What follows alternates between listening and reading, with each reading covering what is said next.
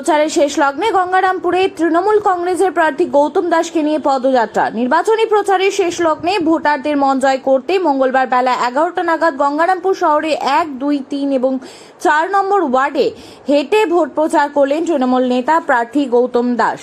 আগামী বৃহস্পতিবার রাজ্যে প্রথম দফার নির্বাচন, এদিন সন্ধ্যে 6টা পর্যন্ত চলবে প্রচার। তার আগে প্রচারে ঝড় উঠেছে গঙ্গারামপুরে। প্রচারের সময়সীমা শেষ হওয়ার আগে এদিন সকাল থেকেই দলীয় নেতাকর্মীদের নিয়ে কোমর বেঁধে ময়দানে নামেন গঙ্গারামপুর আসনের তৃণমূল কংগ্রেস প্রার্থী গৌতম দাস। এদিন 4টি ওয়ার্ডের অলিগলি ঘুরে সাধারণ মানুষের দুয়ারে পৌঁছান গৌতম দাস। তার এই জনসংযোগ কর্মসূচিতে উপস্থিত ছিলেন 4 নম্বর ওয়ার্ডের ব্রাঞ্চ সভাপতি বাসু হালদার। এছাড়াও মিছিলে পা মিলান এলাকার এক ঝাঁক তৃণমূল নেত্রী। ব্যানার, ফেস্টুন আর স্লোগানে মুখরিত হয়ে ওঠে শহরের এই গুরুত্বপূর্ণ 4টি ওয়ার্ড।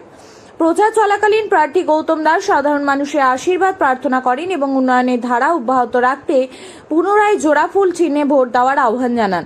তৃণমূল নেতৃত্বের দাবি, মানুষের স্বতঃস্ফূর্ত অংশগ্রহণ প্রমাণ করে দিচ্ছে যে তারা বর্তমান সরকারের কাজের উপর আস্থাশীল।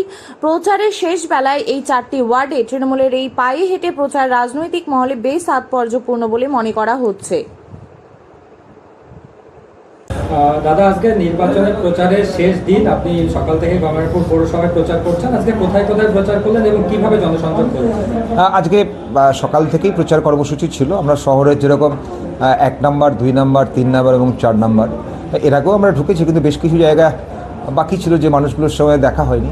আজকে এই ওয়ার্ডেরই সমস্ত তৃণমূল কংগ্রেসের লড়াই আন্দোলনের সাথে যারাই কষ্ট করে বুথটাকে আগলে রাখে, ওয়ার্ডটাকে আগলে রাখে, তাদেরকে সাথে নিয়ে এই প্রখর গরম রৌদ্র তার মধ্যেও অতি উৎসাহী তৃণমূল কংগ্রেসের মা বোনেরা, কর্মীরা সবাই মিলে আমরা চেষ্টা করলাম 1 নম্বর, 2 নম্বর, 3 নম্বর, 4 নম্বর ওয়ার্ডে যতটা সম্ভব বাড়ি বাড়ি পৌঁছে মানুষের সঙ্গে দেখা করা।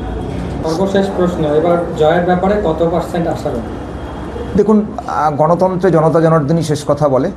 দল তৃণমূল কংগ্রেস আমরা লড়াই আন্দোলনের সাথে সকলে মিলে যে হার্ডওয়ার্ক করেছি এবং মমতা বন্দ্যোপাধ্যায় সরকার, দল তৃণমূল কংগ্রেস পরিচালিত সরকার